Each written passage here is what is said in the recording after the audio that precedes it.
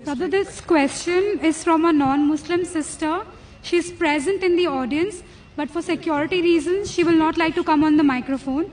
I'll be reading a question. If a non-Muslim girl wants to marry a Muslim boy, and the Muslim boy asks the girl to convert, not by force, but because he wishes her to accept the religion, is it wrong? Meaning, is it wrong on the part of the boy to ask to convert? Secondly, if a non-Muslim girl marries a Muslim boy without converting, but still follows the Islamic religion as it is supposed to be followed, is it wrong on the part of the girl to follow the religion but without converting? Her name is Khushbu. She's a teacher by profession. Sister asked the question, there's a non-Muslim to ask a question, that can a non-Muslim girl, if she wants to marry a Muslim boy and the Muslim boy requests her to accept Islam, is it right? And if a non-Muslim girl follows Islam without converting, is it acceptable? The Quran says in Surah Baqarah, chapter number 2, verse number 221, that do not marry unbelieving women until they believe. Do not marry a mushrika until they believe. Because it further says that it is preferable to marry a believing woman even if she is a bondwoman, even if she may be a servant, even if she may be ugly. It is far superior to marry a believing woman who's a bondwoman rather than an unbelieving woman, even if she attracts you.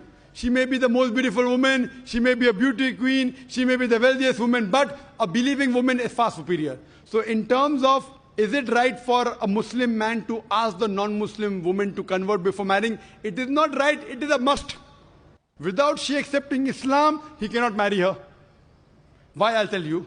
For example, if I tell you that there is a car, one tire is of a cycle and the other is of a tractor, will the car run? No.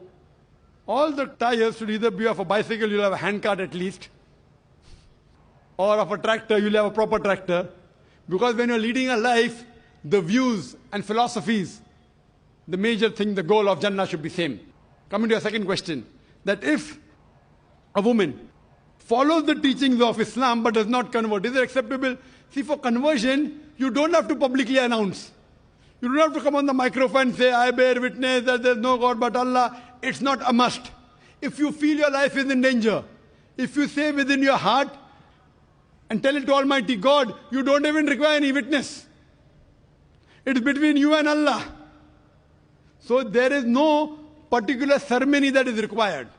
But proclaiming is preferable so that the people in the world don't misunderstand you. But if you feel your life is in danger, if you proclaim to Allah only and keep it in your heart and follow, alhamdulillah.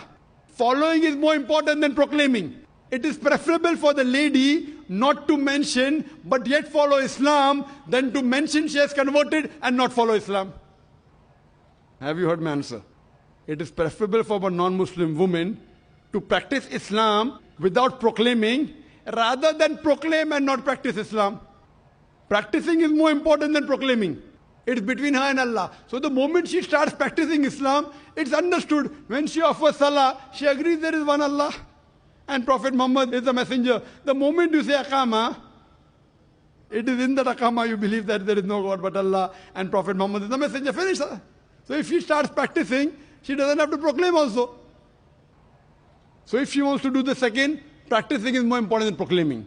But if she wants to proclaim, it is fine, she can proclaim. Hope that answers the question.